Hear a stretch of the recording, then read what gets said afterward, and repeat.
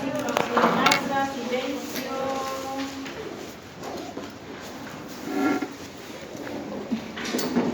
La ciclooxigenasa teníamos COX-1 y COX-2. ¿Qué característica tiene la COX-1? COX, ciclooxigenasa, constitutiva. Y la COX-2, inductiva. ¿Quién la induce? ¿Quién la induce a la COX-2? Vamos, ciclooxigenasa, COX-2, ¿quién la induce?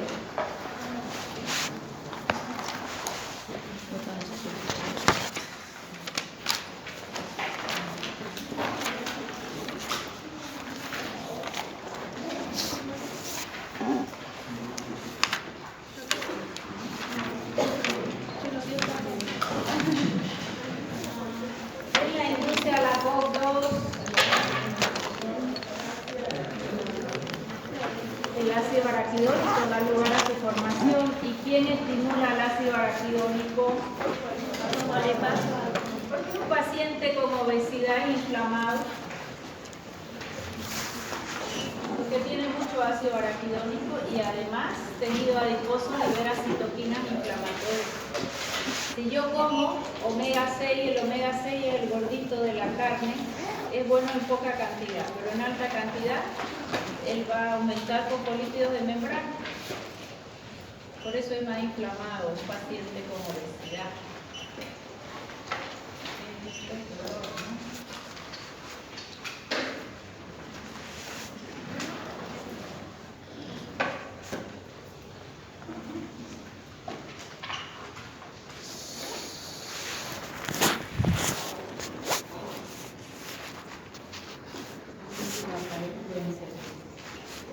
Hace frío como a mí.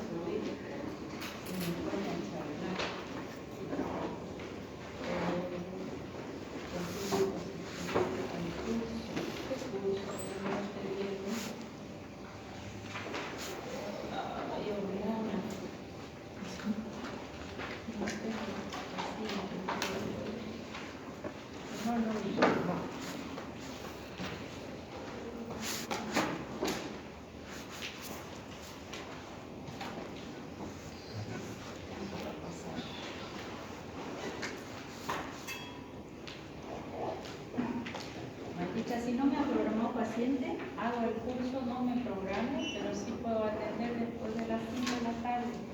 Tengo unos pacientes, creo que son de Cochabamba, que es una familia, ¿ya?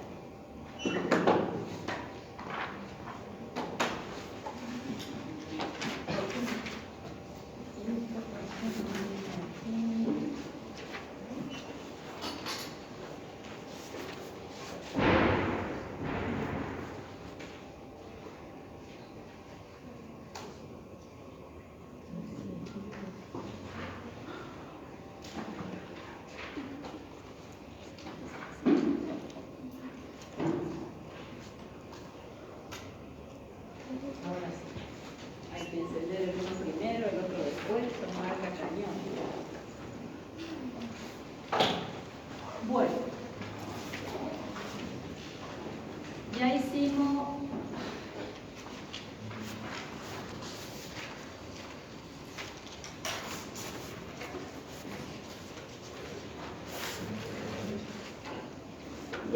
los glucocorticoides.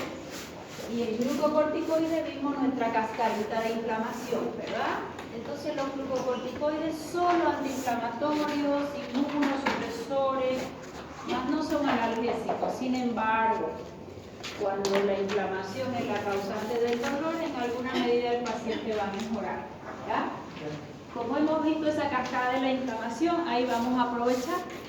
Y ahí teníamos nuestra vía principal de inflamación, mediada por ¿quién? Ciclooxigenasa. ¿Cuántas ciclooxigenasas hay? 1 y 2. La 1, ¿por qué se caracteriza? Poco, 15 hasta acá. Te voy a bajar. Constitutiva. ¿Qué significa constitutiva? ¿Ah? Fisiológica, protectora nuestra. ¿Por qué? Porque ella da lugar a la formación de prostaglandinas, que son protectoras gástricas y protectoras renales. Esas prostaglandinas son buenas. Entonces, ¿quién las produce? La ciclooxigenasa 1. Y si yo me inflamé porque estimulé fosfolípidos, la ciclooxigenasa 2 hace las prostaglandinas que me hacen dolor, rubor, tumor, edema. Pero ¿qué ocurre con los AINES? Bloquean a las dos. COX-1 y COX-2. Bloqueo a la COX-1, protectora gástrica. Nadie protege el estómago, gastrolesividad. Protectoras renales, porque aumentaban el caudal plasmático renal para que haya más filtración. No van a ver ella, nefrotóxica. O sea que, ¿cuáles son las dos principales RAM de los AINES? Si yo inhibo a la ciclooxigenasa 1 y 2. Gastrolesividad y nefrotoxicidad. Uno que otro es diferente, como el paracetamol, que no es gastrolesivo ni nefrotóxico, pero es hepatotóxico. ¿Okay? Entonces, esa es la ciclooxigenasa que vamos a estudiar ahora. Como hicimos AINES antiinflamatorios, voy a pasar a estos otros antiinflamatorios que además son analgésicos, además son antiagregantes plaquetarios, además son antitérmicos. 4A, unos más analgésicos, otros más antiinflamatorios, otros más antitérmicos y otros antiagregantes plaquetarios. Significa que a partir de aquí voy a hacer manejo de dolor, porque son analgésicos. Si yo hablo de dolor, hay de dos tipos, visceral y no visceral.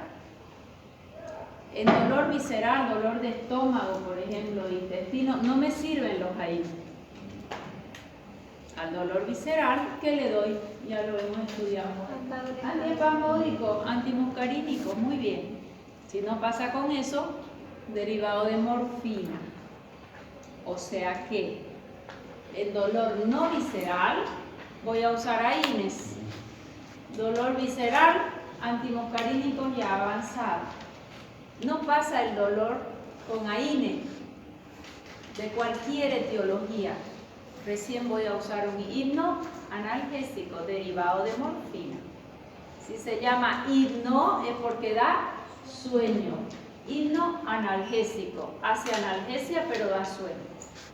O sea que, ¿qué fármacos tengo de manejo de dolor? AINES, dolor no visceral. ¿Qué es dolor no visceral? Cefalea, odontalgias, dolores articulares, musculares, tendinitis. Eso es un dolor no visceral. Al dolor visceral, un antiespasmódico. No pasó con ninguno de los dos. ¿Qué le doy? Derivado de morfina. ¿Cómo se llama el grupo derivado de morfina? Hipno analgésico. Cualquier dolor, profesora, cualquier dolor, excepto el dolor del miembro fantasma. ¿Qué es dolor del miembro fantasma? Le han amputado un brazo y le duele el brazo. Eso es por los dermatomas a nivel en columna, a nivel ganglionar. Bien. Entonces ya les queda claro. Me salgo de antiinflamatorios, glucocorticoides para entrar en analgesia, también antiinflamatorios, también antipiréticos, también antiagregantes plaquetarios. Eso me gusta para los niños. El dolor es subjetivo. Yo puedo tener un dolor intenso ahora. ¿Ustedes lo pueden saber? No. A lo sumo me pueden preguntar, o uno le pregunta a su paciente, ¿cómo lo puedo hacer? Ya estaba por disparar. ¿Vieron lo que pasó ayer en Estados Unidos? En la final de Argentina y Colombia. ¿No? Fue terrible. justo estaba, la hija de mi marido vive allá y la cuñada trabaja en Samsung y les habían regalado una entrada hace no sé cuánto, cuando valían $100, ayer valían como $1000. Y claro, en Estados Unidos todo funciona porque funciona. Si hay que hacer cola, todo el mundo hace cola, nadie se... Pero el partido era de sudamericanos, hicieron una avalancha de gente y se han trepado hasta por los aires y fue terrible porque mucha gente fue pisoteada, niños perdidos, o sea, fue para allá una tragedia. Aquí estamos acostumbrados, a veces suben toda la tribuna, para 100, se suben 500, se cae la tribuna y seguimos ahí aplaudiendo. Estamos un poco acostumbrados, pero fue terrible. Ganó Argentina, ¿vieron? Apenas un gol, pero sirvió. Vamos. Entonces, ¿qué les decía yo acá? El dolor es subjetivo, yo lo siento. ¿Cómo puedo transformarlo en objetivo? Objetivo es darle un número, una escala. Es complicado. Yo he hecho una tesis de control de dolor postoperatorio, hacíamos analgesia preventiva. Previo al acto quirúrgico, miren lo que hacíamos interesante. Esa fue una tesis de una maestría. El paciente va a entrar a quirófano. El médico va a cortar, no es cirujano. Si corta, ¿va a haber inflamación o no? Sí. Aunque el paciente no esté inflamado, lo va a inflamar. Y cuando él corta, ¿qué se va a liberar? Prostaglandina, cicloordenasa, prostaglandina. Y si antes de que corte colocamos al paciente un AINE que inhibe ciclooxigenasa, ¿qué va a pasar cuando él corte? Si está inhibida la ciclooxigenasa. Va a haber prostaglandinas, pero en menor escala. Entonces se espera que el dolor en el posoperatorio sea menor, porque vos estás bloqueando al que está generando más prostaglandina. Es más, un corticoide superior todavía, ¿no? Ya.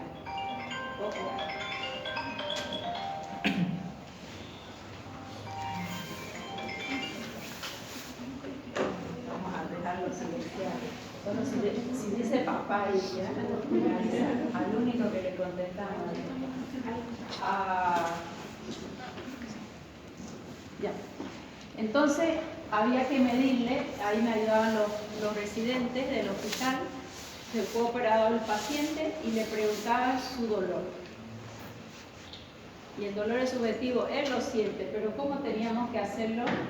Objetivo, del 1 al 10, ¿cuánto le duele? 10 es el máximo dolor y 1 es bajito dolor, ¿no? En los niños se pone la carita, o uno ve la fácil, ¿no? En el niño es muy fácil. O ¿cómo te das cuenta que alguien está con un cólico intestinal? Lo ves nomás y no necesitas ni preguntarle, ¿verdad? Pero acá en la tesis fue complicado porque, bueno, las enfermeras son especiales, que no me escuche mi amiga enfermera porque me va a ir muy mal. Pero justo era una enfermera operada, era una histerectomía total. Y cuando fuimos a verle, a ella le había tocado analgesia preventiva, pero no sabía ni ella ni el residente si le tocó grupo del caso o control, ¿no? Entonces, tenía una sonrisa así, tenía el pico rojo pintado, postoperada. ¿Te vas a pintar la boca si estás postoperada y dolorida? Gracias. ¿Vas a sonreír? Gracias. Entonces entro y le digo, de 1 al 10, ¿cuánto le duele? 10. 10 es el máximo dolor, 1 es nada de dolor. 10. Tuve que ponerlo así en la tesis. ¿Por qué? Porque es lo que dice el paciente y no podía manipular el resultado. Entonces eso también te lleva a que probablemente en un estudio es muy complicado medir escala de dolor. ¿Qué es 10 para quién? ¿Se entendió? Con eso que estoy diciendo, que el dolor es subjetivo. Siempre tienes que preguntarle a tu paciente del 1 al 10 cuánto le dolió, antes cuánto le dolía, si le dimos esto cuánto disminuyó. Siempre denle una escala para ustedes saber si aumentó o controló algo, ¿ya? Entonces el dolor es muy subjetivo. Los AINES son 4A. Analgésico, ¿qué dice ahí? Analgésico periférico. Si ahí dice periférico, ¿qué significa? Que hay analgésicos de acción central. ¿Quiénes de acción central? Derivados de morfina. ¿Ya? Los derivados de morfina son analgésicos de acción central, paneles de acción periférica, inhibiendo la ciclosidenasa, antitérmico alguno, antiinflamatorio alguno y antiagregante plaquetario alguno. Eso ya lo hemos repetido 100.000 veces. ¿Para qué tipo de dolor va a ser esa analgesia? Dolor no visceral, dolor en articulaciones, en músculos, en los dientes, cefalea, un dolor incluso postoperatorio. Ya prohibido que hay dolor de estómago que le den un diclofenaco, contraindicadísimo. Aparte que disminuye la protección gástrica y aumenta la producción de ácido clorhídrico, disminuye el moco, el bicarbonato, puede ser gastrolesivo. Estas características son importantes. Vamos viendo una por una. Y ahora me atiendo. Si yo tengo dolor y le hemos dado diclofenaco 50 cada 8 horas, que es la dosis máxima día, 150 miligramos, no le calmó el dolor. Adelanto, tengo éxito si le doy 200 o le doy 300, porque siempre en mi cabeza está más dosis, más efecto. No, ¿qué se llama eso? Efecto techo. Tiene efecto techo, hay una dosis definida ya para cada uno. Dipirona, por ejemplo, en ampolla, lo conocen como dioxadol, su dosis techo en ampolla es 2 gramos. Si le pusimos 2 gramos en ampolla endovenoso, no le controló el dolor, bajó poquito pero sigue. Le voy a poner otros 2 gramos, aunque por día se puede dar hasta 8, pero cada 8 horas. 2 o cada 6 horas. Eso es dosis techo. Es la dosis a partir de la cual no consigo más analgesia, pero sí magnifico las reacciones adversas. ¿Se entendió? Eso es dosis techo. Los AINE tienen dosis techo todos. Ah, profesor, este paciente tiene metástasis, un cáncer terminal. Ok. Empezamos morfina. Y le dábamos 12 cc de morfina y le duraba 8 horas. Después, a las 8 horas, el dolor es insostenible. Puedo dar 3, puedo dar hasta 10 en solución decimal. ¿Qué significa? Que él no tiene techo. Hipnoanalgésico no tienen techo. Más dosis, más control del dolor. Eso es que no tienen dosis techo. Sin embargo, si bien ellos no tienen techo y van a controlar, el gran riesgo es que son depresores del centro de la respiración. ¿Dónde está el centro de la respiración? En el pulmón. Ok. Son depresores y el paciente le puede hacer una parada respiratoria. ¿Por qué muere un paciente o un individuo morfinómano? Por paro respiratorio. Porque el efecto eufórico cada vez necesita más dosis. Se colocó la misma dosis anterior y ya no le provocó el efecto deseado de euforia. A veces les hace hasta disforia. Entonces, ¿qué hace el paciente o el individuo? Más dosis y son depresores del centro respiratorio. Y mueren por paro respiratorio.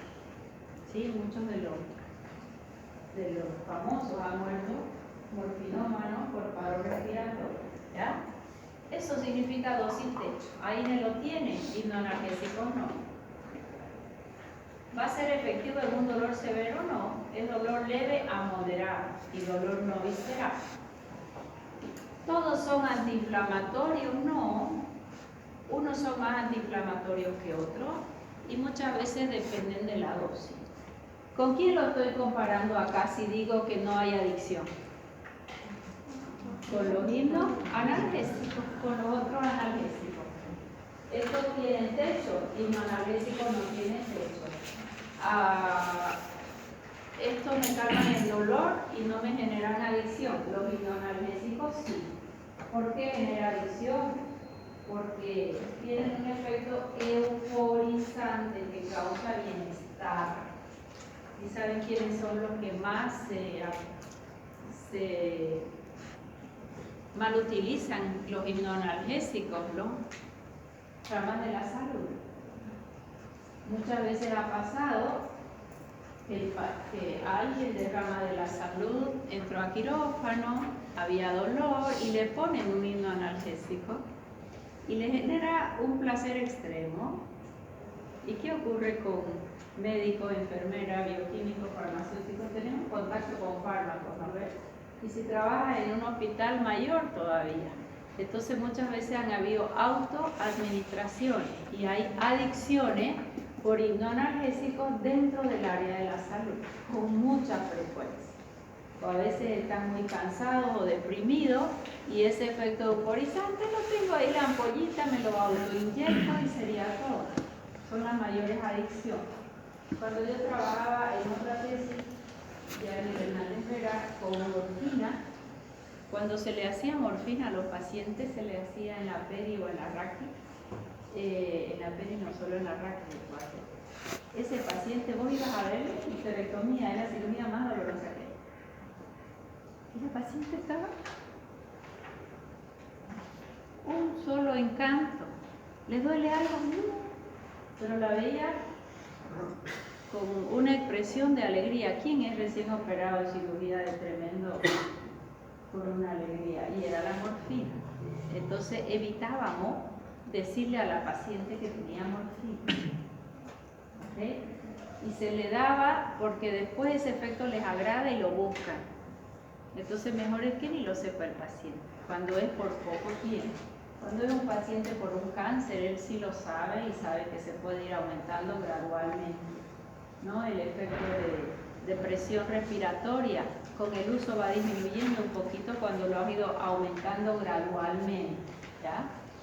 Entonces, este efecto, a estos no generan adicción, pero si no controlaron el dolor con el AINE, está recién operado tu paciente, le diste dosis techo del AINE, que es más antiinflamatorio, más analgésico, se lo deja el fármaco y le vamos a sumar un hipnoanalgésico.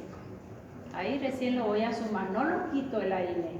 El AINE me sirve para el control periférico del dolor, mientras que el hipnoanalgésico, el dolor de tipo central. Cana. Por favor, este mismo efecto de adicción produce el clocidol. El clocidol está dentro de los hipnoanalgésicos. Es un hipnoanalgésico. Ahora está prohibido con el Lo que pasa es que en Bolivia todo se vende, lamentablemente, y la gente iba y lo compraba. Incluso los gente de calle, lamentablemente, era fácil y económico, entonces se autoinyectan, ¿no? Pero sí es un hipnoanalgésico. Está dentro de los, no es ahí, es hipnoanalgésico, ¿ya? Bien. No presenta efecto sedante, lo estoy comparando con el hipnoanalgésico. No hace depresión respiratoria. Hasta ahí todo es ventajas. No generan adicción, no hacen sedación, no hay depresión, pero hacen bloqueo de la agregación de las plaquetas. Todos no. La mayoría lo hace, pero ¿por qué? Porque a la plaqueta le inhiben su ciclooxigenasa en la plaqueta, no sistémica. Y cuando le inhibes a la plaqueta, la ciclooxigenasa, ellas no se agregan entre ellas. Se va el fármaco, se va el efecto y la plaqueta se recupera. ¿Excepto de quién?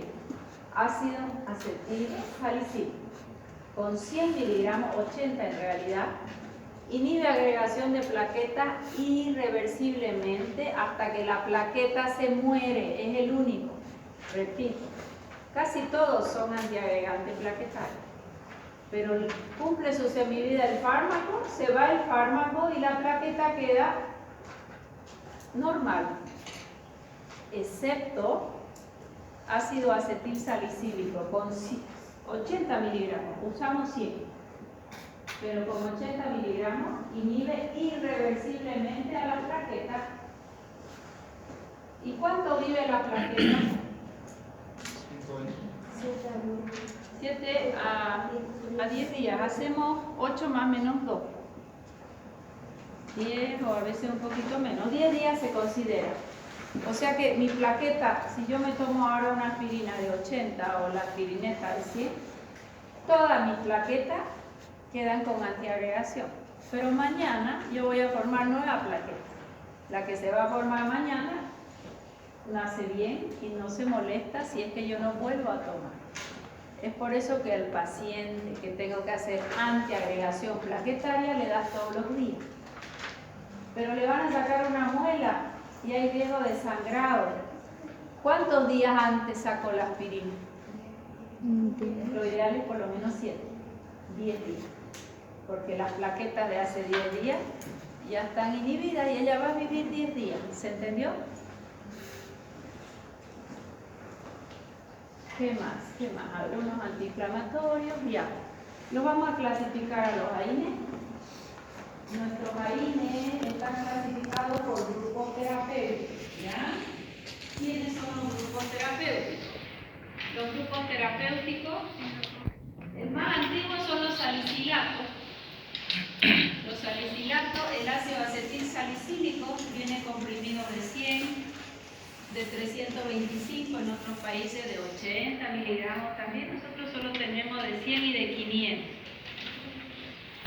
Ácido salicílico, además lo usamos en crema como queratolítico, no lo usamos. En vía oral solo de los salicilatos, ácido acetil salicílico.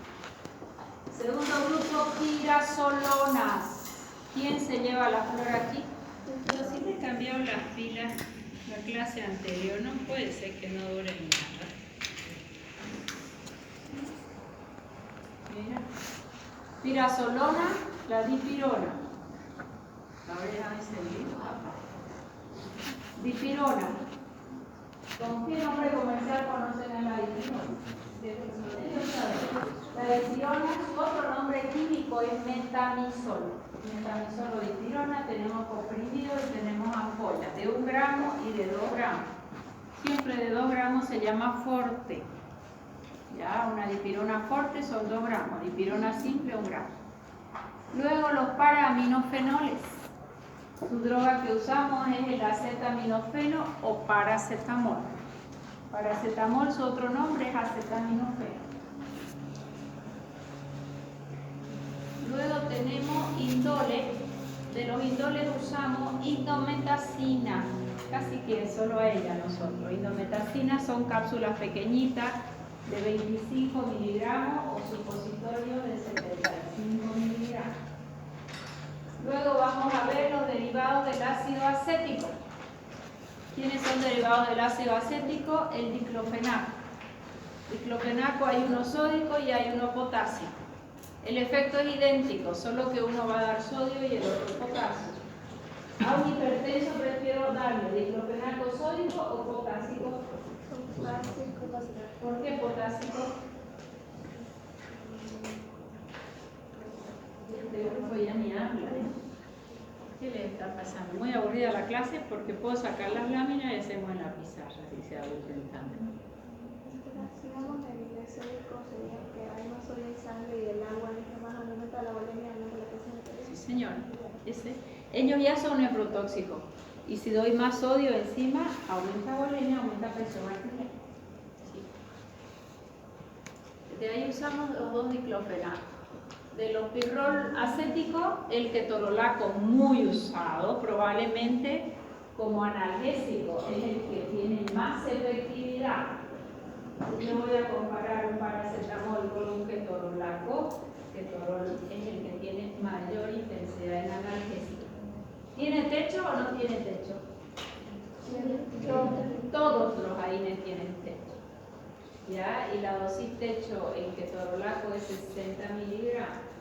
Máximo por día 120 miligramos.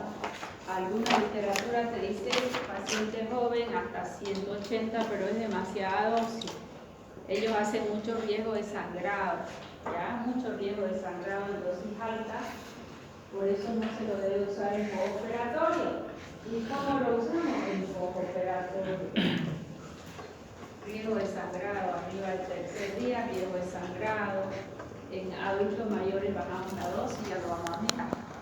De ahí, ¿qué más usamos? Estos derivados de los fenamatos, de ahí lo dejamos ahí, ninguno usamos. Fueron uno de los primeros en usar, pero no lo usamos. Me voy a saltar a los oxicamos. ¿Qué son oxicamos? Esos son interesantes, vamos a ir viendo grupo por grupo. Los oxicamos se caracterizan porque inhiben con mayor afinidad a la COX-2 y a la COX-1. bloquean poco a la COX-1, pero todavía hay bloqueo. Todavía hay bloqueo, ¿ya? El piroxicam. Meloxicam es el más usado para nosotros, el último de salir. Meloxicam, 15 miligramos, supraciclopeno hepático, vamos a darlo 1 por day. Nos dura la analgesia para 24 horas. No es una analgesia de elevadísima intensidad, pero se da 1 por día y dentro de los AINES es uno de los menos gastrolesivos. ¿Por qué? ¿Por qué uno de los menos gastrolesivos? Porque inhibe muy poquito la cocción y mucho la carne. Y después de ello, me voy a saltar que no están ahí, nacen un grupo de fármacos fantásticos. Solo inhiben a la COX-2. Rofecoxib, celecoxib no están ahí. ¿Qué pasa si inhiben solo a la COX-2? No son gastrolesivos, no son nephrotóxicos. ¿Pero qué ocurrió con ellos? Se los presentó como lo máximo, como ocurre con un fármaco nuevo. Siempre les digo, a ensayos clínicos entran pacientes con una sola patología, buena función renal, buena función hepática, que no toman otro fármaco. Y empezaron a utilizarlo a larga mano. ¿Quién tiene más dolor? ¿Paciente joven o paciente más añoso? Dice, tengo los achaques de la edad, dice, porque todo me duele. No debiera, pero si envejeces mal, se llama senilidad, no senescencia. Senescencia es envejecer con calidad. Con calidad, y no tiene por qué dolerte nada. Tienes que alimentarte bien, tienes que dormir bien, tienes que hacer ejercicio hasta el último día de tu vida, si el corazón te lo deja. A ver. Pero bueno, esos son los achaques de la edad. Ok, entonces empezaron a usar en estos pacientes de forma crónica, tercera edad. Hipertensos, diabéticos, anginosos, y muchos de ellos murieron de infarto, así como están escuchando. No pocos, muchos. Van a revisar el estudio BIOS. ¿Qué ocurrió? Que estos fármacos, los AINES son antiagregantes plaquetarios, aunque sea un antitrombótico, aunque no irreversible como aspirina, pero mientras yo lo tomo, tengo a las plaquetas separaditas y no hacen trombo. Y estos inhibidores de la COX-2, que fueron el boom y no eran ni gastrolesivos ni nephrotóxicos, formaban trombo y por eso morían de infarto los pacientes. Se lo retira del comercio, lo que fue con bombos y platillos lanzados años después, porque no es que es mañana. Tienen que ver qué pasó, por qué más infarto, qué tienen en común esos pacientes. Tenían dolor de rodilla, de cabeza, de articulación, de artritis, de lo que fuera, y aparentemente el analgésico mágico, porque no les provocaba efectos adversos, y murieron de infarto. Entonces el rofecoxib se lo retira del comercio. Y después se introduce el que nosotros usamos, es el celecoxib, de 100 y de 200 miligramos. ¿Pero en quién lo vas a usar? En un paciente joven que se mueve bastante. Cuando digo joven, es que su riesgo de infarto es menor, ¿verdad? Por corto tiempo y que puede tener gastritis, digamos, y encima le protejo su riñón. O sea que si hiciste una tendinitis, que te den un inhibidor de la COX-2, no está mal, está bastante bien. Paciente joven, susceptible de gastritis, no está inmovilizado en una cama. ¿Por qué digo esto de inmovilizado en una cama? ¿Qué riesgo tengo si me acuesto en una cama sin moverme por muchos días? Trombo, ¿no? Tengo riesgo. El otro día en farmacia era uno de mis alumnos, qué gracioso. Siempre él era en cuarto año, ahora lo tengo en quinto. Es más, si yo decía algo ya él estaba enfrente, la pizarra ya estaba borrada, la llave ya estaba, ¿no? Y pedí que me traigan el control del aire porque empezó a hacer mucho frío y las veía así, ¿no? Pero nadie se mueve en farmacia, se pueden congelar, pero nadie abre su pico ni se mueve, ni son capaces de ir a buscar el control. Por eso ahora apagaremos el aire, no, lo que se dio la que. Entonces digo, ¿alguien puede ir a traer el aire?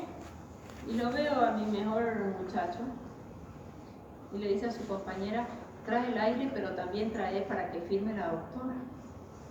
¿Y desde cuándo le digo estás mandando a tu compañera? No, porque ahora salió disparando. Y él se sonrió nomás, un buen chico.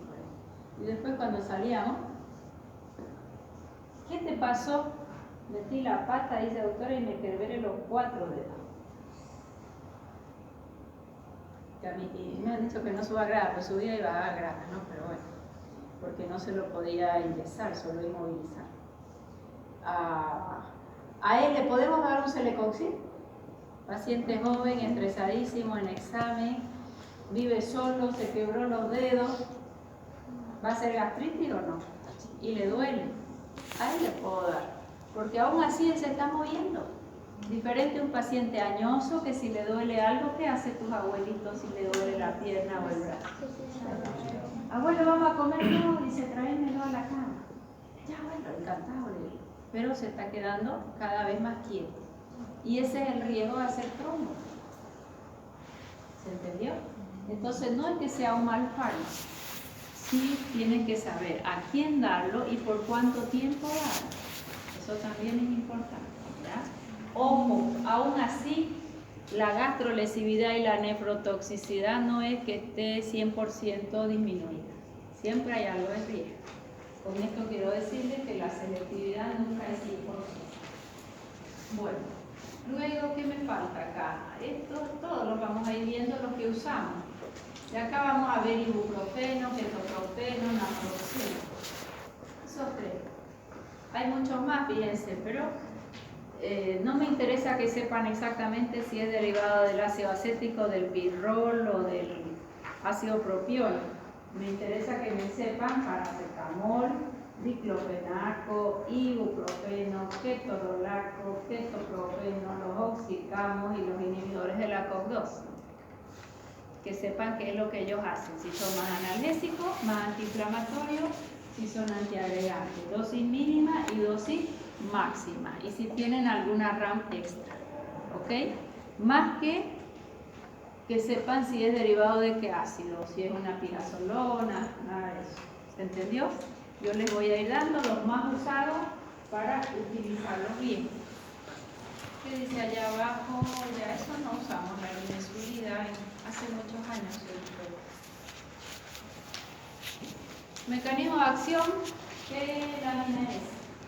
Fosfolípido de membrana.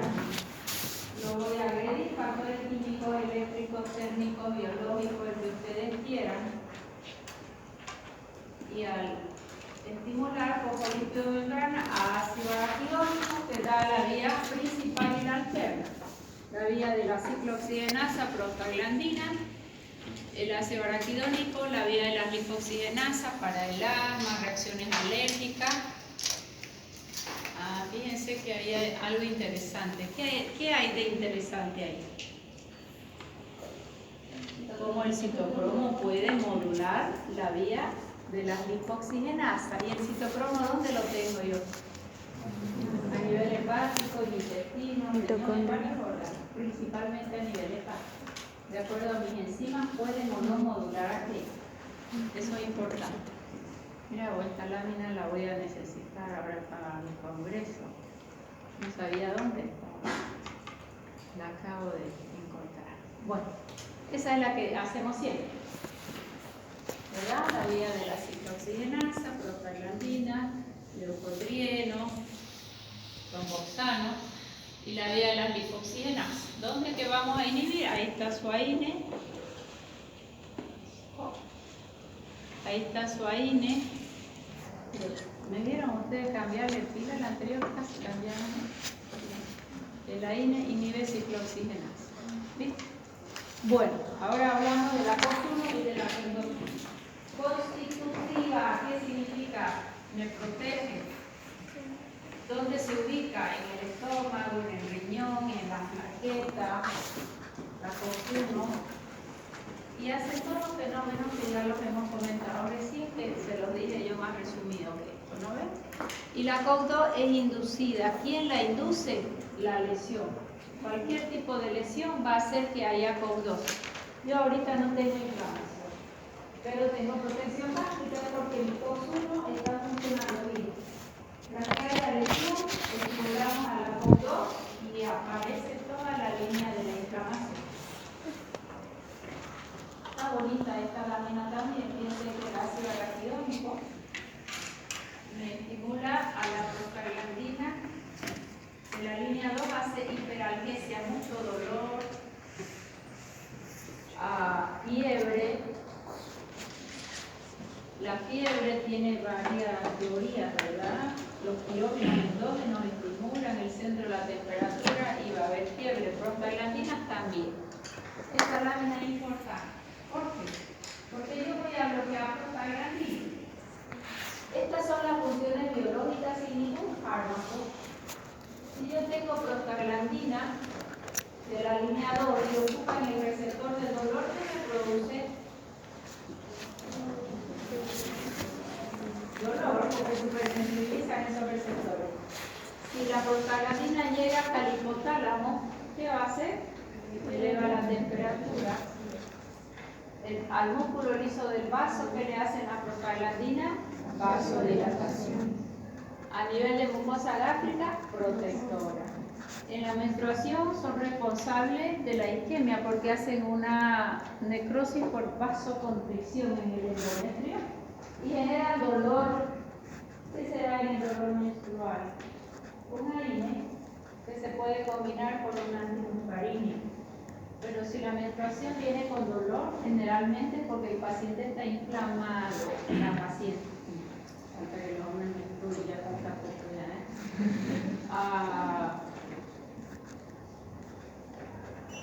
Generalmente, entonces, un dolor menstrual intenso es una vasoconstricción severa. ¿Saben qué se hace ahí? El día 14, que es la ovulación, hasta el día del sangrado, se le da dosis alta de magnesio, como 400 miligramos 2 veces al día, más 100 miligramos de vitamina B6. Y eso disminuye la necrosis, disminuye el dolor. Pero ya te está diciendo que probablemente la paciente está muy inflamada. Hoy atendí a una paciente y le pregunté del dolor menstrual. ¿Se acuerda? Porque lo tenía yo anotado. Siempre pregunto, porque es un buen indicador, aunque sea delgada la paciente. ¿Verdad, doctora? No, dice nunca más. Ni me acuerdo, porque no me duele nada.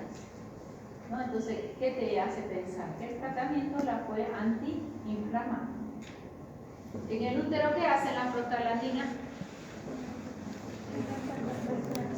Aumenta contracciones uterinas. Ellas se aumentan cuando yo estoy cerca de un parto. Pero si la paciente está embarazada y yo le doy un análogo de prostaglandina, ¿qué va a pasar? ¿Qué es análogo? Igualito, una prostaglandina, la conocemos con el nombre de citotec, el nombre comercial. Misoprostol, eso no lo digo. Misoprostol es una prostaglandina, ¿verdad? Que la mencionamos la otra vez, que ella va a ser un abortivo. Puede haber un aborto incompleto y hacer una sepsis o mucha dosis y hacer hemorragia uterina importante, que a veces hay que hacer una cirugía de extracción de útero. A nivel renal, vasodilatación renal, y a nivel endocrino antagoniza la antihistamina. Bien, ¿qué va a pasar si yo bloqueo todo esto? Porque yo voy a inhibir ciclooxigenasa, no le dejo a la prostaglandina actuar. Disminuye el dolor, disminuye la temperatura, ligera vasoconstricción, gastritis, acidez, úlcera según el estado. Si yo bloqueo acá, va a disminuir el dolor menstrual, disminuye las contracciones uterinas. ¿Por qué le dan aspirina a una embarazada al final de la gestación?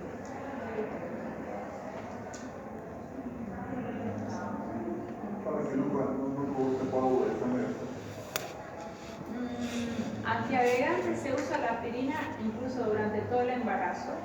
Cuando la paciente se hizo laboratorio y tuvo embarazos anteriores que coaguló la placenta, se llama síndrome fosfolípico. A esa paciente le hace aspirineta todo el embarazo y el embarazo va a ir bien. Y ella te cuenta que ha tenido 4 abortos, 3 meses, 2 meses, 1 mes. ¿no? Porque ella tiene un síndrome que hace anticuerpos en la placenta y la obstruye. Aspirina evita eso. O sea que si ya está el diagnóstico, es una buena indicación en esta paciente en un embarazo de alto riesgo. Se usa aspirineta o se puede usar la heparina de bajo peso molecular, que es un anticoagulante que lo usamos mucho en COVID subcutáneo. ¿No ves? Ahí es una indicación.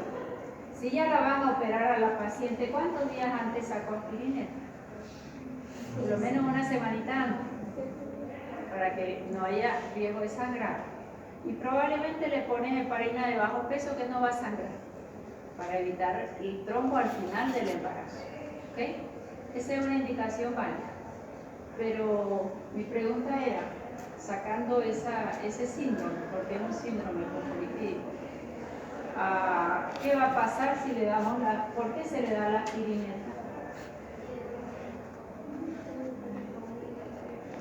Olvídense la coagulación. ¿Qué dice ahí? Hace contracciones uterinas, y si le doy aspirina, disminuye la frecuencia de contracciones uterinas. Para alargar un poquito más, ya no le va a hacer nada, al feto ya está formado. Esa aspirina no le hace teratogenia, no le hace malformación. Malformación se produce hasta el tercer mes. Después del tercer mes se puede alterar alguna función, pero ya no malformación. ¿Está bien? Por eso te dicen 3 meses no tome ni aspirina. Aspirina a veces está indicada. ¿Se entendió? Entonces, estamos con 8 meses, la mamá no comió mucho, tuvo muchos vómitos, el producto de la gestación es pequeño y queremos mantenerlo un poquito más para que no vaya al respirador. Se le da aspirina. Aspirina, voy a tomar 2 meses y aspirina, voy a tomar 10 días. Que 10 días me retarde el embarazo para el bebé es muchísimo para hacer su surfactante pulmonar. Ahí, ¿qué corticoide le hacemos para la maduración pulmonar? Betametasona, ¿te acuerdas la dosis? 12 miligramos. Los 12 miligramos juntos o 4 miligramos por día por 3 días. Fíjense las indicaciones que les he dado de aspirina. Embarazada, con síndrome antifosfolipídico, con laboratorio, con antecedente de aborto o muerte espontánea del producto de la gestación. Se hacen los estudios, se lo hace esos estudios y se puede usar aspirina todo el embarazo. Cuando va a ser la cesárea o no van al trabajo de parto, generalmente va a cesárea porque es de alto riesgo.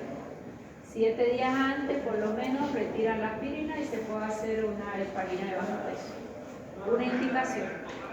Otra indicación es para prolongar un poquito el trabajo de parto cuando estamos al final. Pero si tiene 3 meses la paciente y hay amenaza de parto prematuro, ¿le doy aspirina? ¿Qué le doy?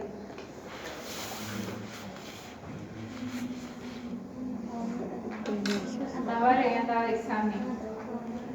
No. Antagonista muscarínico, puedes darle, ¿qué más? Le voy a pronunciar. Beta-bloqueante. Los nuevos. No está hipertensa. Beta-bloqueante nuevo es hipertensión con amenaza de parto, pero no es hipertensa. Qué vergüenza. Agonista, betadona y ahora betadona, un fenoterol, un salbutamol. ¿Sí o no? Disminuye la frecuencia de contracciones uterinas.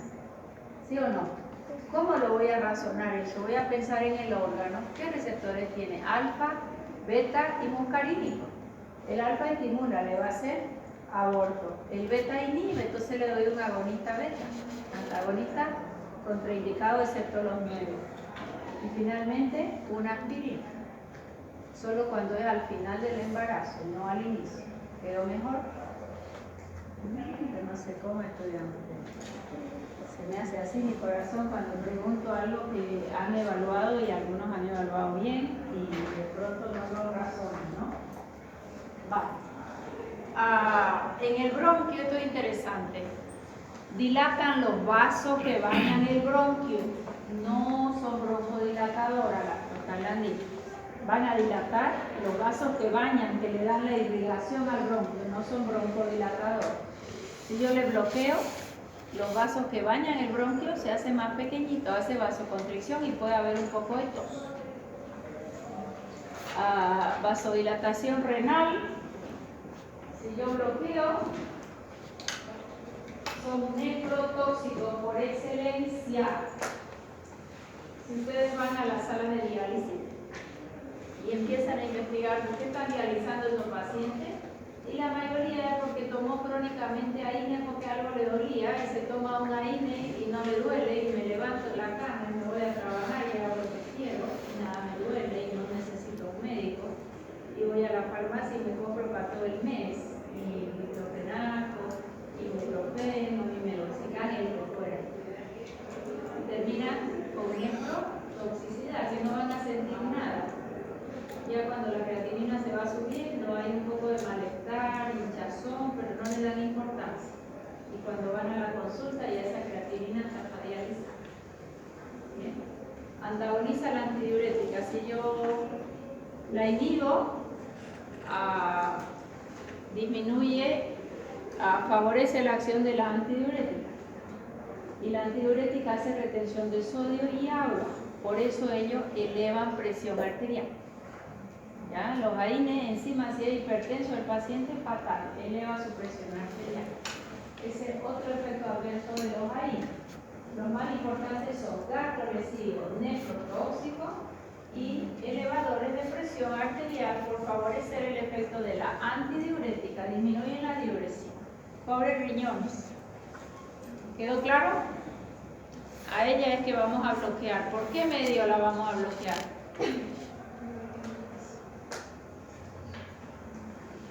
Vamos.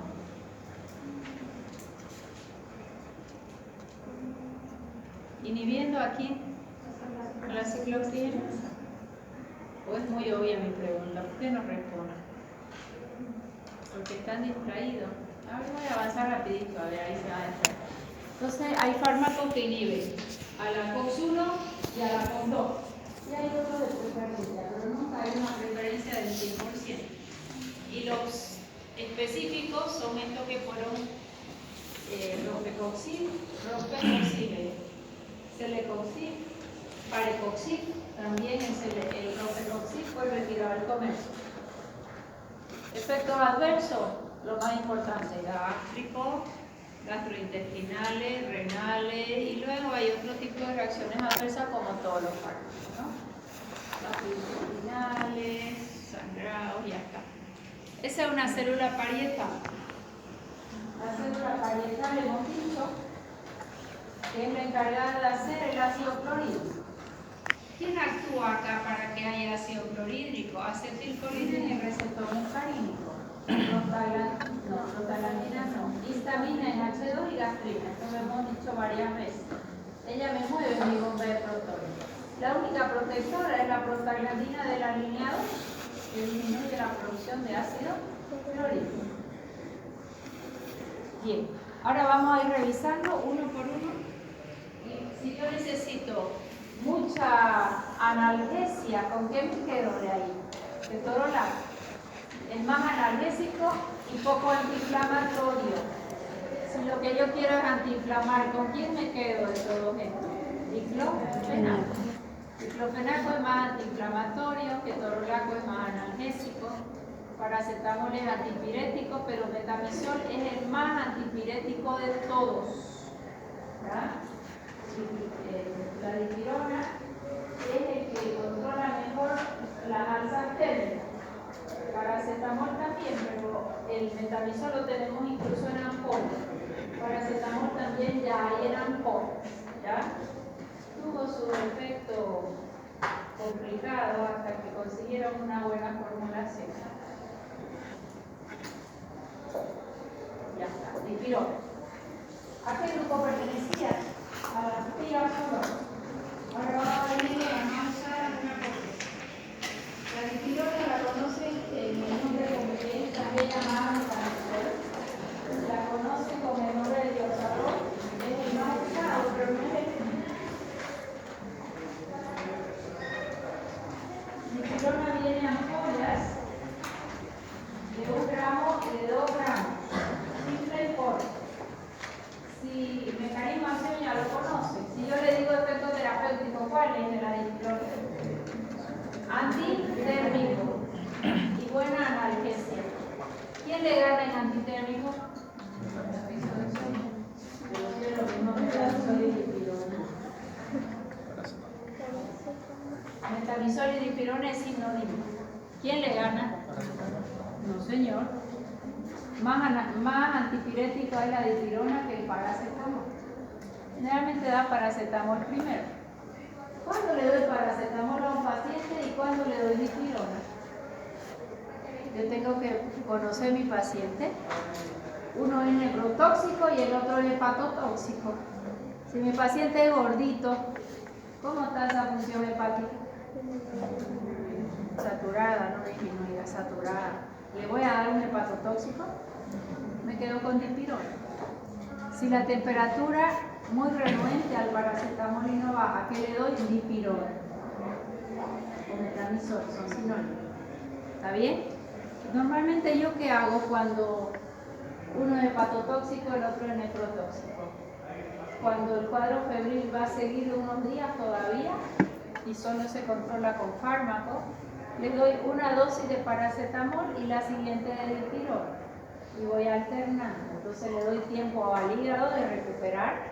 Ya vamos a ver por qué él es tóxico hepático y depende del sistema antioxidante.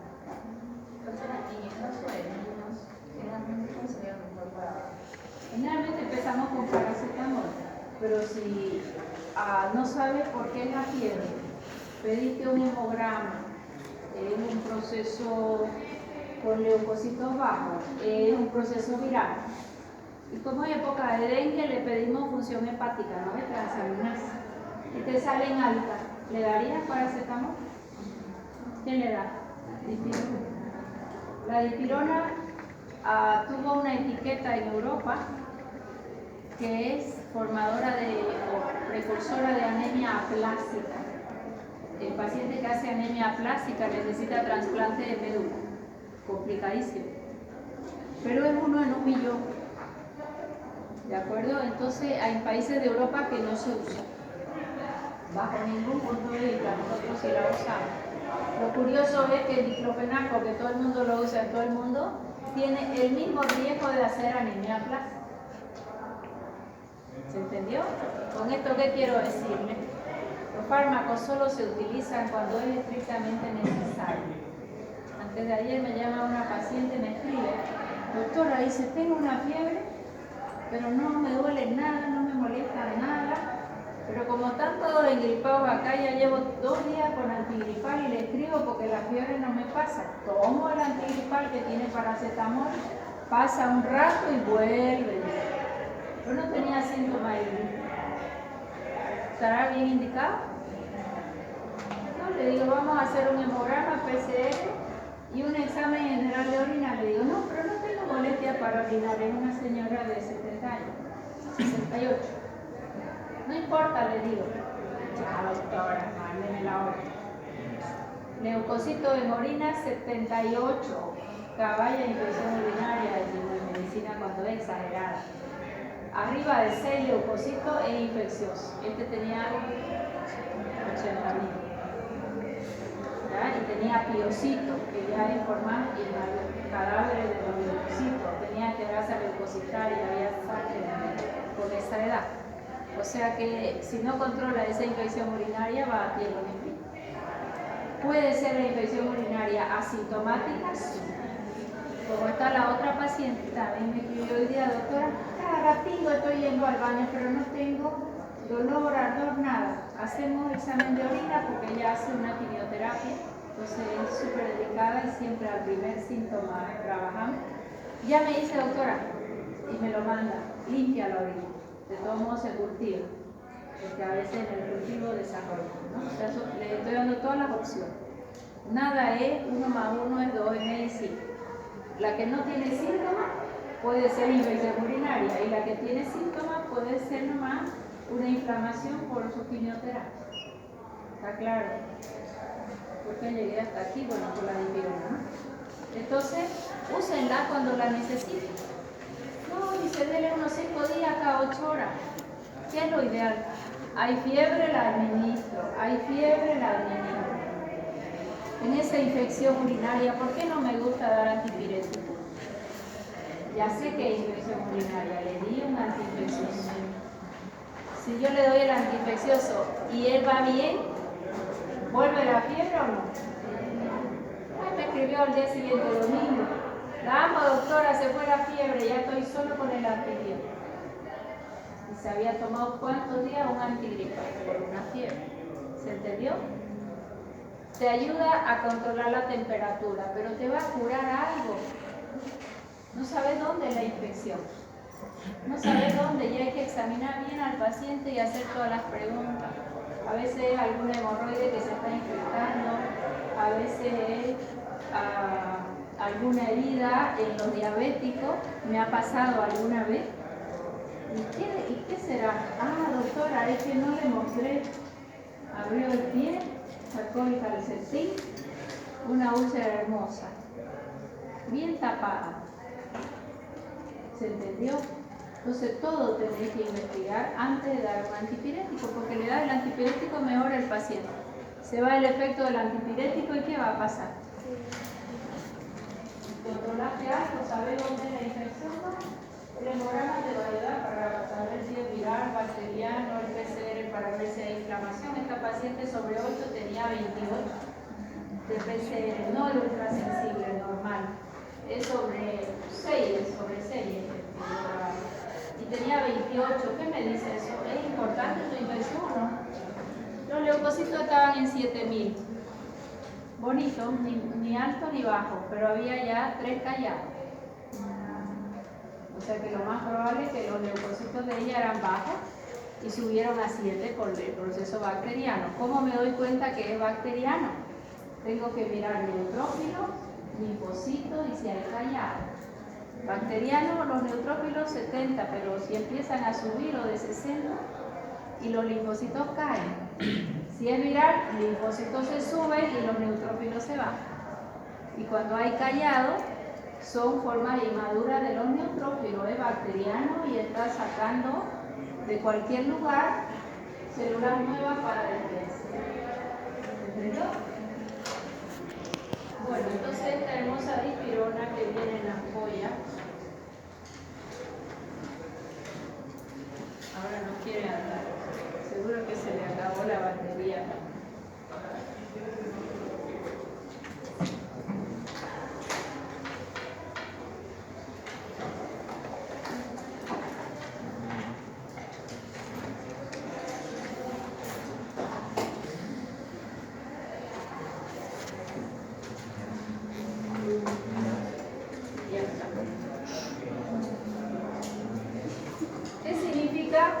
Profármaco,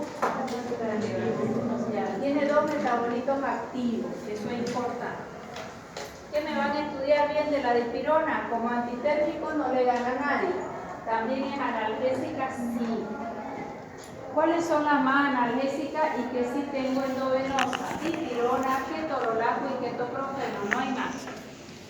Si yo quiero controlar dolor, por ejemplo, en un poco melatorio, ¿qué opciones tengo? En la tesis utilicen las 3. Si voy a usar dipirona, no uso 1 gramo, uso 2 gramos para un dolor intenso. O ketorolaco 30 o ketoprofeno 200. Esa es la relación entre ellos. Buen analgésico sí, pero si el dolor es insoportable no va a pasar. Dejo el AINE puesto, mantengo mi dipirona y aumento himno analgésico. Antitérmico no le gana a nadie. Su duración de la analgesia entre 6 a 8 horas, o sea que cada cuántas horas lo van a administrar. Cada 8 horas pueden ponerlo cada 6. Dipirona tiene un mecanismo de acción extraño. ¿Cuál es? Libera óxido nítrico y relaja músculo liso. Entonces, ¿para qué tipo de dolor me sirve? Visceral. Tiene un mecanismo extra de acción que es liberación del óxido nítrico y hace vasodilatación y relaja músculo liso. Por eso se lo puede usar en dolor visceral cólico puedo usarlo. Postoperatorio que no sea tan intenso. Al inicio del dolor por cáncer se usa ella. Si ya no se controla, recién se empieza el himno analgésico. Ya. Su dosis techo son 2 gramos. Vienen ampollas de 1 gramo y de 2 gramos. Dosis usual para bajar la fiebre, 1 gramo es suficiente. Así. Si la analgesia intensa, damos 2 gramos, dosis techo. Damos dosis techo. Inhibe a la COX-2 igual que a la COX-1, sí. ¿Es gastromesivo y nefrotóxico? ¿Sube la presión o no? Sí, porque inhibe COX-2 y COX-1. Su mecanismo de acción es activar el óxido nítrico, favoreciendo apertura de potasio, hiperpolariza, por eso le hace ser antiespasmódico. O sea que yo puedo decir que como antitérmica es la mejor. Analgésica para un dolor moderado sirve, no para un dolor intenso. ¿Cuál es la dosis en dolor moderado? 2 gramos endovenoso. Y además, para un dolor tipo cólico, porque relaja músculo liso, es la única de todos los AINES que puedo dar en dolor visceral. Si ustedes miran, espasmo dioxadol. ¿Qué es el espasmo dioxadol? Busquen en su teléfono, tiene dipirona, porque debe ser de vago, ¿no? Tiene espasmo dioxadol, ya. Tiene dipirona y tiene un antimuscarínico. ¿Para qué tipo de dolor? Dolor tipo cólico de la vesícula, los riñones, un calculito o un dolor cólico intestinal. Masolita no es ideal. Generalmente se la usa combinada con un antimuscarínico en el dolor visceral. La analgesia es importante. Como antiinflamatorio se aplazó. Como antiinflamatorio dipirona me sirve, no, es muy bajo su efecto antiinflamatorio. ¿Qué voy a usar como antiinflamatorio? Diclofenaco. Diclofenaco, ibuprofeno, indomethacina, meloxicam. Efecto adverso. El gastrolesivo ya sabemos por qué, el neurotóxico ya sabemos por qué. Inhibe a las plaquetas aquí, pero el fármaco se fue y la plaqueta se recupera. ¿Diferencia con quién? Aspirina, perfecto. Gran problema, anemia plástica, 2 a 3 casos por millón de habitantes por año de uso. Eso hace que en otros lugares del mundo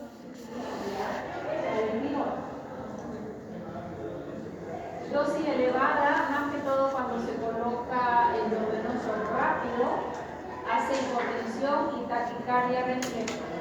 ¿Por qué hace hipotensión? ¿Cuál era su mecanismo extra? Liberación nítrica. ¿Y qué hace el óxido nítrico? Vasodilatación. Ya van a ver ustedes en los hospitales, llegó con dolor o con temperatura y le ponen rapidito su dioxadol, se levanta de la camilla y se cae el paciente. Niños a veces. ¿Por qué? Se colocan rápido, hace vasodilatación y al levantarse no llega circulación. Es muy usual. ¿Cuál es la recomendación? Y me van a escuchar con los ojos, la nariz y la boca. Si van a poner un dioxadol en el paciente, o una dipirona, perdón, diluido y lento, usen un microgotero, pónganlo en 100 ml de suero fisiológico y pásenlo en 10 minutos. No endovenoso directo. Ahí el riesgo de hipotensión es muy alto. ¿Ya? Diluido duele menos, se lo tolera más y no va a ser esa hipotensión brusca.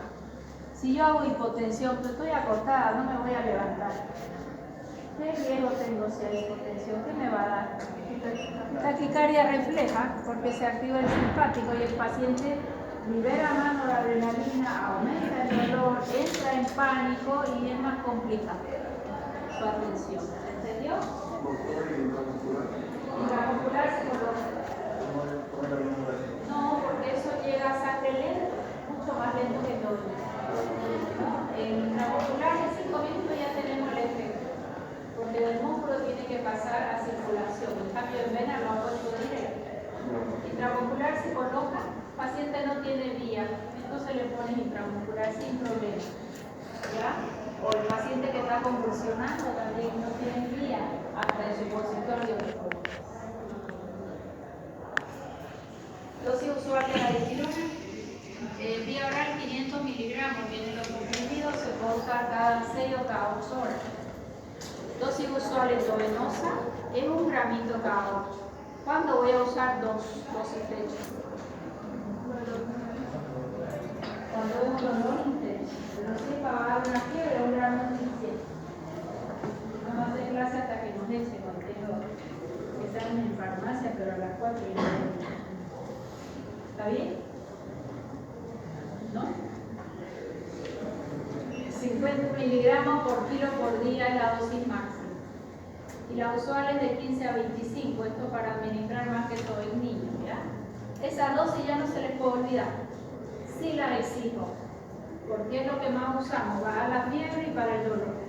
Hasta que veamos qué pasa con nuestros pacientes. No lo voy a dejar con fiebre, pero sí lo voy a investigar. No lo voy a dejar con dolor, pero ¿qué tengo que descartar de dolor abdominal? Abdomen agudo, que sea una peritonitis, que sea una apendicitis, porque le pongo el analgésico y el dolor no hay, le hago las maniobras y está todo bien. Y después ya viene el trastornado. Hacer las maniobras primero. Ya, desaconsejado el bolo. ¿Qué son bolos? Eso es bolo, una administración directa y rápida. Descenso abrupto de presión, esto lo he visto con mucha frecuencia, incluso en las clínicas teóricamente de mayor prestigio en Santa Cruz. Uno está esperando afuera, salió el paciente, cayó. Fue por un cuadro febril, pusieron una dipirona y claro, el escándalo porque se cayó, se golpeó la cabeza. Pero eso es porque lo hacen en bolo por hacerlo rápido. ¿Cómo se administra? ¿Qué dice el rojo ahí? Diluido. Eso. Puedo usarlo con mucho gusto, incluso 2 gramos para una analgesia importante en postoperatorio. En ese último ensayo clínico que hice se usaba. En una paciente comparábamos, en esta le hicimos 2 gramos de dipirona, a la otra le hicimos 30 gramos, miligramos de ketorolaco, y a la otra le hicimos ketoprofeno 200 miligramos y queríamos comparar cuál de ellas era más analgésica y la analgesia fue muy equivalente. Pero, ¿qué es lo que todo el mundo usa? Dipirona 1 gramo. No, use 2 gramos si el dolor es intenso. No tienes por qué no usar su dosis techo. Si la vas a usar en analgesia, usa 2 gramos. Analgesia importante, ¿no? Un postoperatorio importante. ¿Y cuánto tiempo se administra? Ya. A ver, vamos a pensar. Estamos en el hospital y el paciente tiene dolor. Y dice la historia clínica, si hay dolor, colóquele hasta 3 veces. No está mal. Pero una vez que el dolor aparece en la paciente o en el paciente, es muy difícil controlarlo. ¿Qué se puede hacer? ¿Cuál es la efectividad? Son 2 gramos que vamos a usar cada 8 horas. ¿Cuántos gramos al día? Los 6 gramos lo pones en un suero de 1000 y se lo dejas a goteo a 14 horas por minuto y va a entrar en 24 horas. Y eso es más efectivo a que venga la enfermera cada 8 horas o cada que grite el paciente de dolor a poner otra dosis. Nos costó eso, pero fue muy útil. O sea que la analgesia en infusión continua que siga entrando es más efectiva que usarlo a horario. Cuando lo usas a horario a veces no le duró 8 horas. La enfermera está con otro paciente, nadie viene, vos estás cuidando a tu familiar. Háblale a la enfermera, por favor, tengo mucho dolor. Le aumenta su simpático, le sube la presión, todo le pasa. En cambio, si es infusión continua, el dolor, si va a haber, es de menos intensidad y no viene a haber ese pico. El dolor se instauró, olvídense, es difícil de manejar. Lo tengo que prevenir que venga. Si le han operado, ¿va a haber dolor o no? Por favor. ¿Sí? A veces pasa el cirujano, ya van a ver ustedes de interno, se la van a ver negra, porque el paciente tiene, doctora, por favor, que me pongan algo, voy a ir a ver su historia, a ver qué dice el cirujano. PRN, ¿qué es PRN?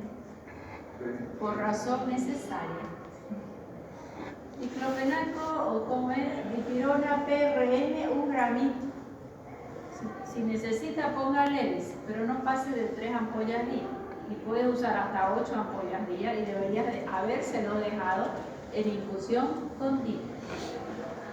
¿Cuál es la excusa del cirujano? No, después capaz la paciente lo pone el goteo más rápido o se le tapa la vía y después no entra la analgesia. Porque lo ideal es con una bombita de infusión que la pongas a 14 gotitas por minuto.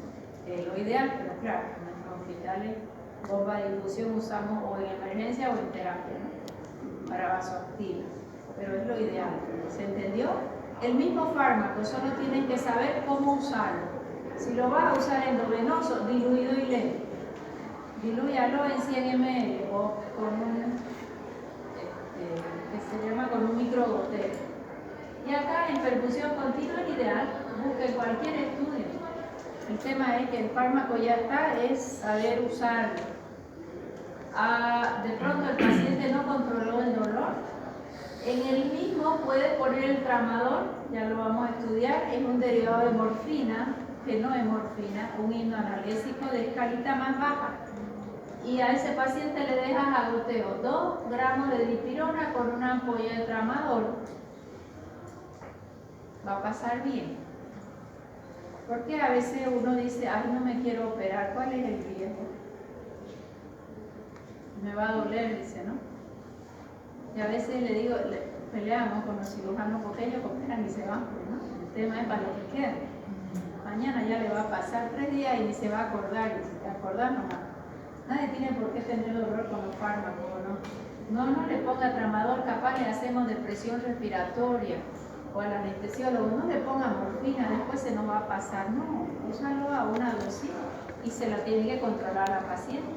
Si hay fármaco, es necesario que pase por dolor, sabiendo que entró a quirófano de la cirugía, más su estrés es alto, por favor. ¿Se entendió? En nuestros hospitales ya van a ver, toda la noche es la queja.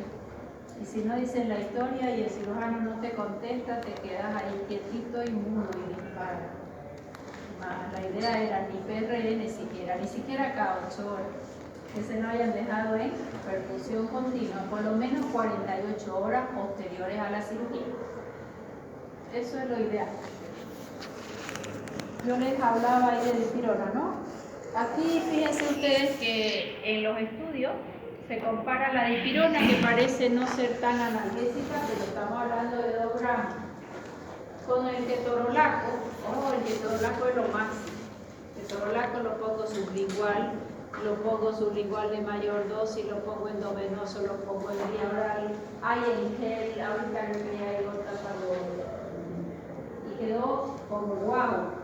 Y si ustedes miran los estudios, el ketorolaco es inferior al metamizol en el dolor postoperatorio, pero usando la dipirona, 2 gramos. ¿Pero cuánto vale dipirona? Creo que 1 peso. Antiquísima. ¿Y ketorolaco es nuevo? Bastante nuevo. ¿Quién es más caro? Entonces, ¿quién tiene más publicidad? Su paciente que no tenga dolor, dele ketorolaco. Vas a la farmacia, dolor, ketorolaco. Entonces amas a tu farmacéutico. Y después una gastritis y una nefrotoxicidad hermosa. Encima que lo pones sublingual. ¿Qué característica tiene la sublingual? ¿Acción rápida o lenta? Rápida, y así como se va rápido, también llega rápido, se va a ir rápido. Entonces otra y otra. Una vez yo recibí un paciente que ya iba por el 8º ketorol del día. Por un tema se lo dio el odontólogo que le estaba haciendo, y hay gente que no tolera ni un poquito el dolor, ¿no? Entonces otra y otra y otra. 8 había recibido. ¿Qué riesgo tiene? Sangrado. Porque es el que hace más sangrado. Por eso fue retirado del comercio, aunque no lo crean. Y después se lo vuelve a introducir concepto de que no use más de 3 días, el riesgo de hemorragia. Tercera edad, -2. Dipirona, yo soy defensora de la dipirona, es económica, antigua y ya se la conoce bien. La combinan con un hipnoanalgésico, su efectividad es fantástica, el dolor postoperatorio gastando poco. ¿Qué hora es? ¿Qué clase hay? ¿Quién tiene clase? Levante la mano. ¿Vos? Sí, ¿a qué hora? A las 4:45. ¿Ah? 4:45. A eso termina. Ya. Bien, ¿dipirona de cuánto viene? De 1 gramo y de 2. ¿Cada cuántas horas se administra? Su efectividad máxima en un postoperatorio, ¿cuál sería? 2 gramos cada 8 horas, que equivale a hacer endovenosa infusión continua de preferencia. ¿Está bien? ¿Qué mecanismo de acción extra tiene la dipirona? Y eso hace que relaje músculo liso.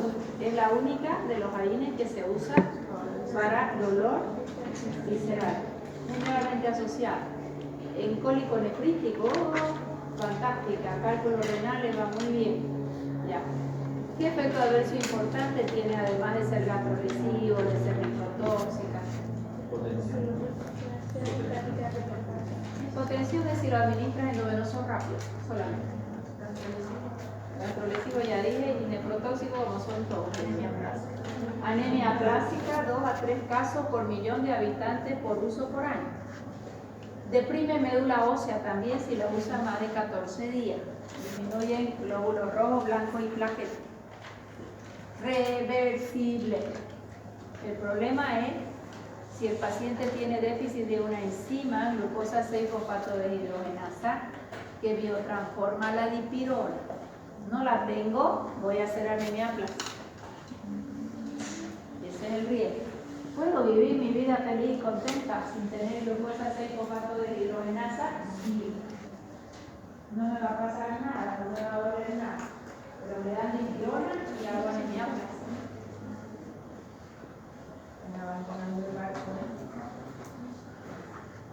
Ketorolac.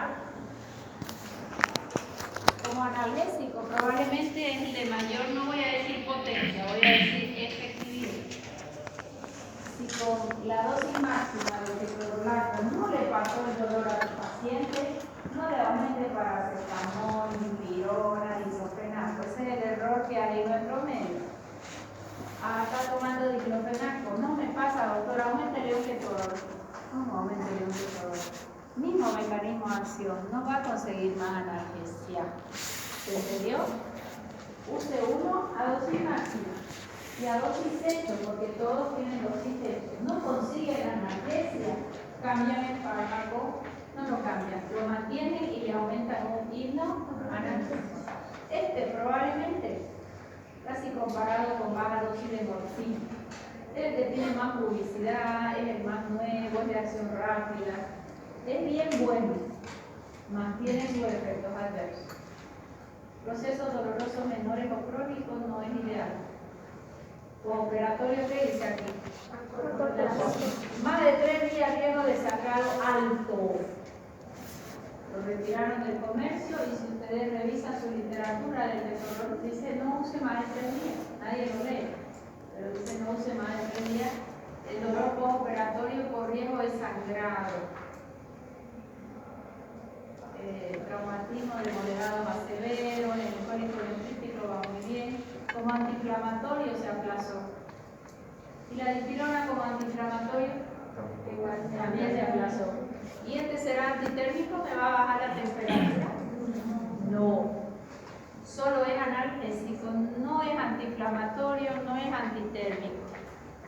Antiagregante, reversible. Mientras él está, inhibe ciclofrenasa en la plaqueta. Él se va y otra vez la plaqueta queda.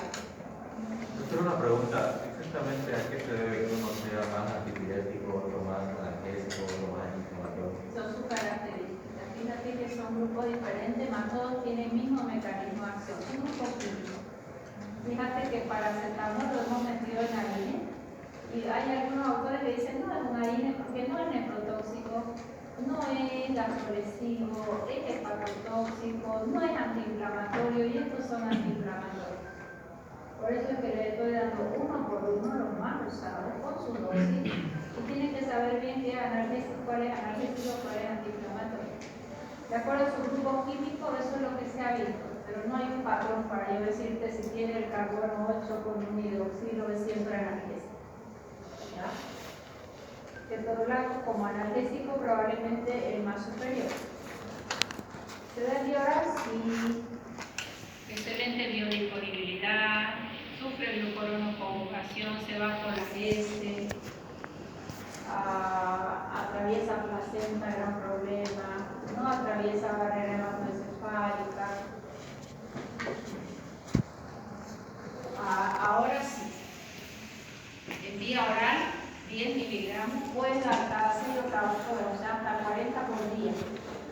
En vía oral, no más de 5 días, se lo he puesto en rojo. ¿Qué riesgo tengo? Sangrar. Y para los pequeñitos, que el libro dice, no se debe usar en los niños. ¿Los niños tienen dolor? Sí. Entre dar morfina y un ketorol, ¿qué le va a dar primero? Y sí, aunque no hay ensayo en niños. Se extrapola la dosis de adultos, que es 0,2 miligramos kilodosis. DO significa kilodosis. ¿Por qué esto se medica kilodosis y no kilodía? Porque es un fármaco sintomático. ¿Hay dolor? Le administramos. Hay, fiebre no, la difieren hacer. Son sintomáticos, no van a curar nada. ¿Es antiinflamatorio? No. ¿Es antipirético? No. Solo analgésico. Dosis techo. Si voy a dar endovenoso, hay literatura que te dice 90 y otras 120.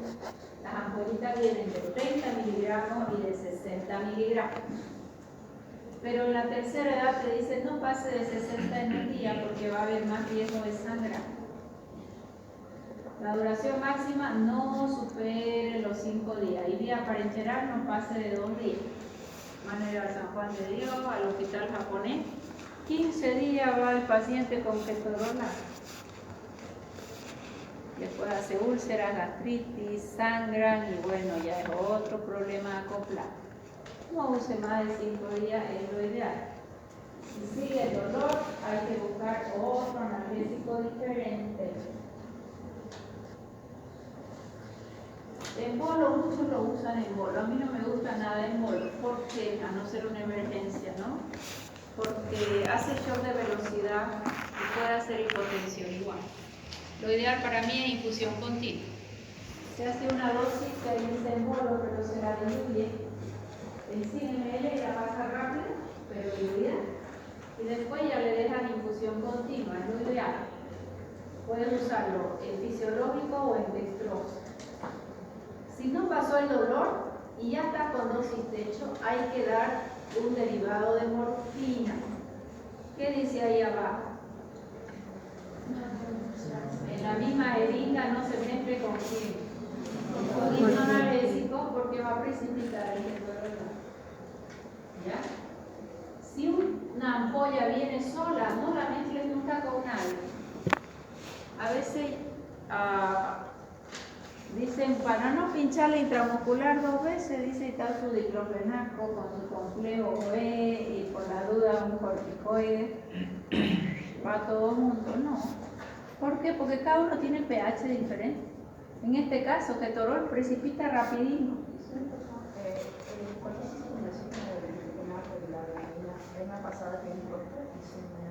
Trancado. Qué belleza.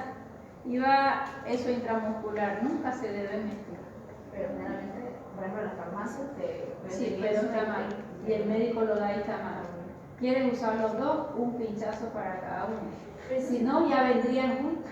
Incluso hay unos que vienen ya. Lo que viene en una cajita, las 2 ampollas, hay uno Travit, hay Travit. Ella se puede mezclar porque ya se estudió su pH, pero se las mezcla el momento de usar. Si te la venden mezclada, es inestable. Entonces más con las que vienen juntas, Solamente. esa es la otra. Ponen un cóctel, ¿no? El diclofenaco, complejo B, que hay que ver si es intramuscular o endovenoso. Ojo. Y un corticoide de ñapa, por si hace alergia o para eliminar. Nada. Cada ampolla se coloca.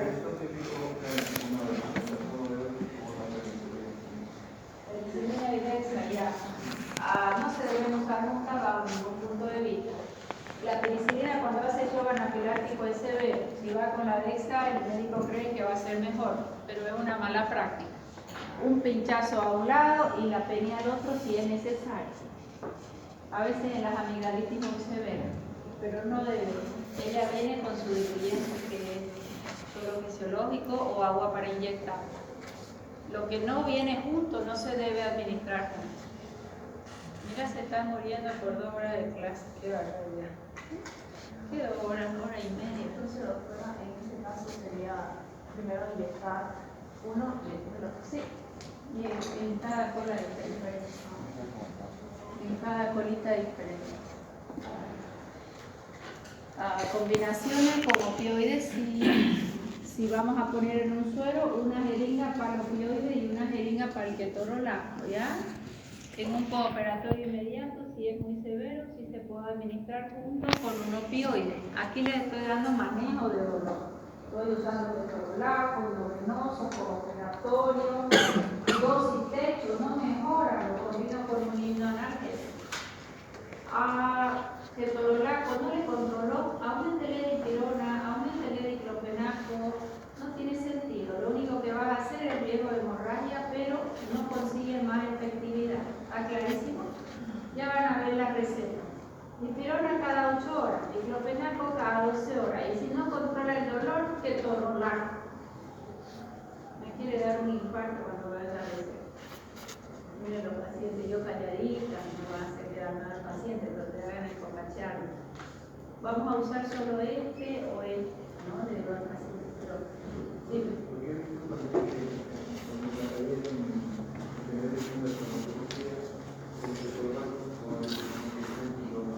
Fatal, ketorolaco y diclofenaco juntos, no tiene sentido ninguno. Y encima intramuscular en la misma ampolla. Eso hacen los traumatólogos con frecuencia. Ya, por eso están aquí sentados para hacer bien las cosas. ¿Quieres usar ketorolaco? Úselo a dosis máxima. No controla, aumente hipnoanalgésico. ¿Quieres usar dipirona porque es más económico y la tienes a mano? Use dipirona a dosis techo. Ketoprofeno es un buen fármaco, pero no tiene publicidad como el ketorolaco. Y él tiene hasta un mecanismo central extra del ketoprofeno. El traumatología hemos visto el complejo B, blanco y la representación de 8. Para una construcción muchísimo mejor. Póngalo cada uno separado. Si no, ya vendrían juntos. Algunos le dan cuando ya sale del poco operatorio, o ya un ambulante que va a su casa, le dan un ketorolaco de 5 días. Es bien, pero Depende, el tipo de cirugía, si fue sangrante o no, la edad del paciente. por ejemplo, una cesárea. No más de 5 días, sí, pero sí, una. En cesárea a mí me gusta más un paracetamol. ¿Por qué? Porque ya la leche va a bajar el tercer día y ya por la leche se va a eliminar. Y una colegiasis. La colegiasis es muy dolorida, ¿no? A veces ponen hasta un catéter doble gota para que vaya saliendo. Depende del cuadro. Y aparte he visto que en una cesárea ando ketorolaco y en una por vesícula y en Paracetamol no tiene sentido. ¿Qué daríamos a una vesícula si es músculo liso? Dipirona. Incluso una combinación de un antimuscarínico con una dipirona. Porque ¿cuál es el dolor en la vesícula cuando se mueve? Y cuando se mueve cuando yo como. Aumenta la colecitoquinina y ella se mueve para emulsionar la grasa que yo comí. Entonces déjalo quieto y este relajante músculo liso, la dipirona es ideal. Policonefrítico también. Ojo, todo depende. Y si tu paciente tiene nefrotoxicidad, dale paracetamol. Porque es hepatotóxico, no nefrotóxico. Pero es gordita, ese hígado debe estar. Dale, saturado, no le des paracetamol. ¿Sí?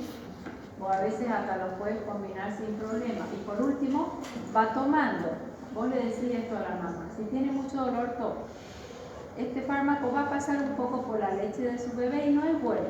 ¿Qué va a hacer la mamá? Adivine o adivina. Se va a morir de dolor 2 días y el tercero pasó. ¿Por qué? Porque todo eso va a la leche, les guste a quien le guste. ¿Se entendió? Pero te ponen la receta, tome cada 8 horas 5 días y te lo tomas sagrado. Y al antibiótico no le dieron pelota y ella había que tomarlo cada 8 horas por 5 o 8 días. ¿No ves? Entonces el paciente tiene que saber para qué es cada cosa y cuál él puede obviar. Pero es muy usual ver 3 analgésicos juntos. Surran del ketorolaco. Surran del ketorolaco, las de siempre, gastrointestinal sangrado y mayor probabilidad que otro. Diarrea, estreñimiento como cualquier fármaco. ¿Por qué puede hacer asma? ¿Por qué puede hacer asma en los asmáticos? No asmáticos. ¿Por qué? Tiene una toxinas cerebral y la vida de toxinas cerebrales. La estás alimentando. Todo lo que tenía que venir para la vida, la azúcar se vuelve para la vida de la vida. Muy bien.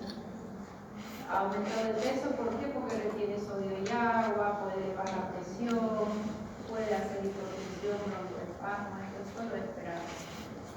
Cardiovascular, hipertensión, urogenital, puede haber hematuria, significa que ya hay sangrado. Alteraciones en el gusto, tinnitus es usual. Ese fluido obstruido en el oído, esto lo puede hacer cualquier fármaco, desde un rash hasta un anafilar. A nivel central, pese a que no atraviesa mucho, hay nomás en algunos pacientes, probablemente por hiperpermeabilidad en la barrera hematoencefálica, nerviosismo, parestesia, vértigo. Eso mejora cuando se lo administra lento y en infusión continua. Eso es lo que hemos visto en la práctica. No le doy a quién, el que tiene sangrado, olvídense. Insuficiencia renal, olvídense. ¿Qué dice ahí? Embarazo, parto y lactancia. ¿Atraviesa o no para la leche materna y para la placenta? Sí. Entonces, se lo dejas a la mamá. De los analgésicos, el menos tóxico para usted, el paracetamol. O si ya tiene hemorragia cerebrovascular, un ACV, olvídense, a ese paciente le quitamos el fármaco. Contraindicado porque hay más riesgo de sangrado. Donde hay riesgo de sangrado, contraindicado. No sé qué pasó con esta paciente, sangró mucho, tuvimos que poner 2 unidades de sangre o un frío precipitado de plaqueta. Le van a dar ketorol, ni en esta vida ni en otra. Entonces que fíjense que depende de las condiciones del paciente.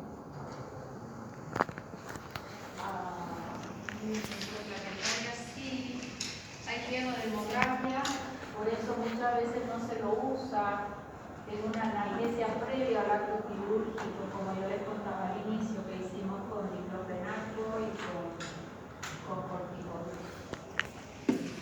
Voy a dejar ahí para que no se enloquezcan, ¿ya?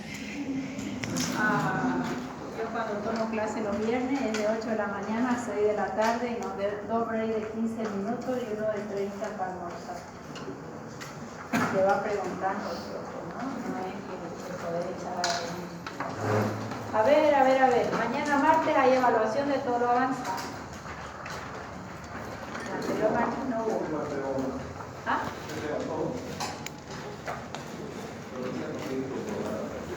Lo que no entró el parcial es lo primero que voy a tomar, pero todo voy a preguntar. Siempre va todo, ¿no? Todo es todo. O sea que el que estudió y ya se olvidó, va a tener que volver a estudiar. ¿Está bien? Porque eso ya no se les puede olvidar. Ya piensen en sus pacientes. Es terrible tener un paciente y quedarte en blanco y no saber qué dar. Terrible. Entonces, cuanto más lo aprendan esto, pensando a ver este paciente, qué tipo de dolor, qué dosis le voy a dar, por qué día le voy a dar, cuánto viene, cada cuántas horas le doy. Eso es lo ideal. Este martes tienen práctica cada grupo. Jueves termino ahí. Estoy puntualizando lo más usado. Paracetamol, dipirona, diclofenaco, ketoprofen, ketorolaco, meloxicam, unos 8. Hay muchos más. ¿ya? Pero voy a puntualizarlo más un sábado. Termino los AINES y después de AINES entro en manejo de dolor a hipnoanalgésicos para terminar dolor. Después antihistamínicos y ya recién termino de respiratorio, antifusivo, hemopolítico y expectoral. Entonces tendría manejo de dolor, antihistamínico, antiinflamatorio y respiratorio. Para recién entrar, falta todavía digestivo para entrar a endocrino. Falta mucho, pónganse a estudiar, ya lo voy. Les mandé sus notas, ¿vieron? Ya, reclamo esta semana, yo le devolví sus exámenes, o sea que no hay más reclamos. Esta semana en práctica trae su examen, doctora, mire, ve. Fin de año no hay reclamos del primer parcial, ni del segundo ni del tercero. Cada parcial tiene su semana de reclamo. Anoche domingo, antes del partido, más es que el partido se atrasó y alcancé a hacer todo. O sea que ya tienen sus notas, reclamos, tienen derecho, sí, esta semana traen su examen, se sientan conmigo, vemos mi registro y si hay reclamos lo hacemos ahora. ¿Está bien?